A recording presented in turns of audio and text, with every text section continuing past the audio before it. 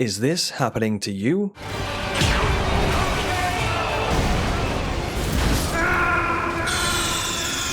Then you're in the right place for video game training. In this video, we're going to take a look at how to defeat Divine Beast Dancing Lion on Elden Ring, Shadow of the Erdtree.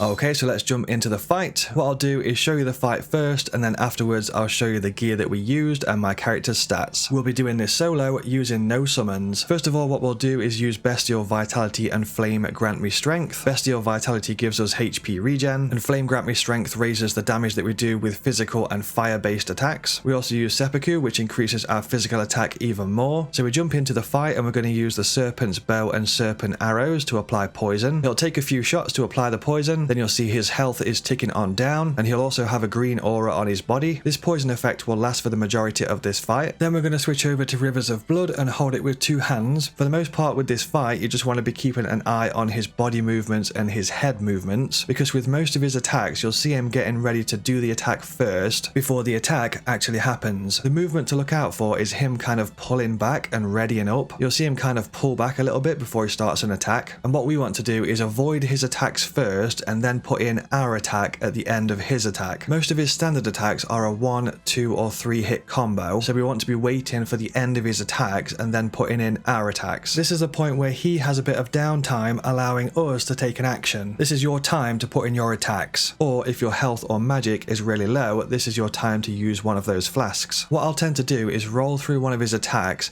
hit him in the back a few times. Then most of the time what he does is a 180 spin and turns himself around to face you. What you can do with the Corpse Piler skill with Rivers of Blood is put in a few attacks into his back or his side. Then after he's changed his direction to turn and face you, you can keep using the skill and you can sometimes land a few strikes into his face as well. Just be careful, because sometimes he can also follow up with another attack or two, so make sure to keep your eyes peeled for this. He's got quite a nasty grab attack, so you want to be looking out for that. You'll see when he's about to do the grab attack because he kind of stands up and then chomps his jaws a few times. This is your sign to get ready to roll. What I tend to do is roll through it and then angle myself ready to punish him in the back. He's also got a bit of a crazy 4-hit combo. You'll know when he's about to do this one because it kind of makes a charging up sound that sounds like this.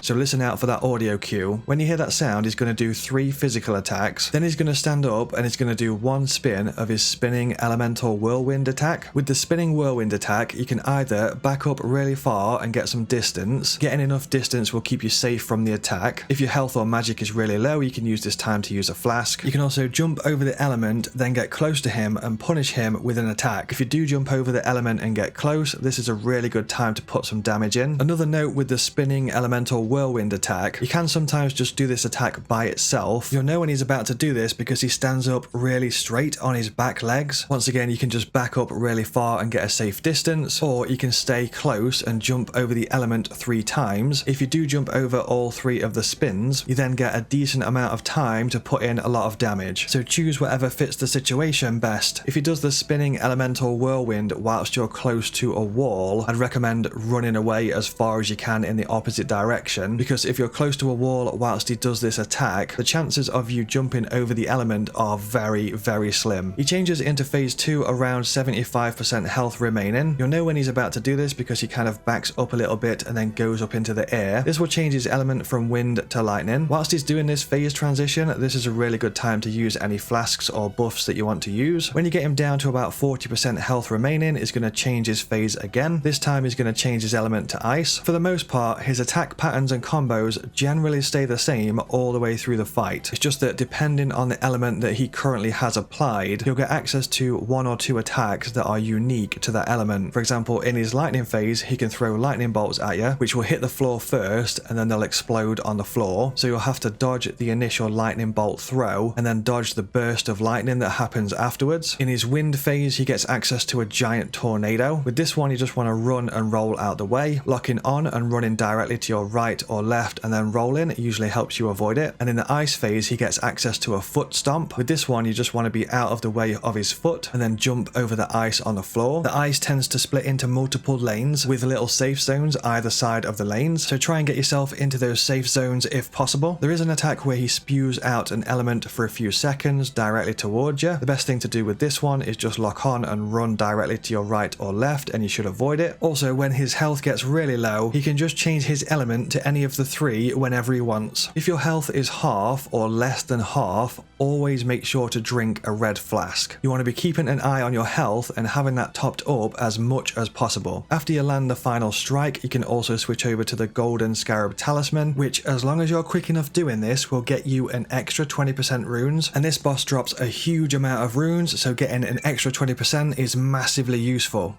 This is the gear, equipment and talismans that we used in this fight. Whilst we take a look at this, I just want to say it's massively important to be collecting the Erdtree fragments. You then want to be using the Erdtree fragments at a site of grace to increase your Erdtree blessing level. By increasing your blessing level, it increases the damage that you deal and it decreases the damage that you take. If you're using Spirit Ash summons, you also want to be leveling up your revered Spirit Ash blessing as well, as once again that will make your Spirit Ashes deal more damage and take less damage. So if you're massively stuck on a boss fight, I'd recommend leaving the boss fight for a while and then going to find some Erdtree fragments, then come back to the boss fight after you've leveled up your blessing levels a bit. These blessing levels only apply to your character in the DLC.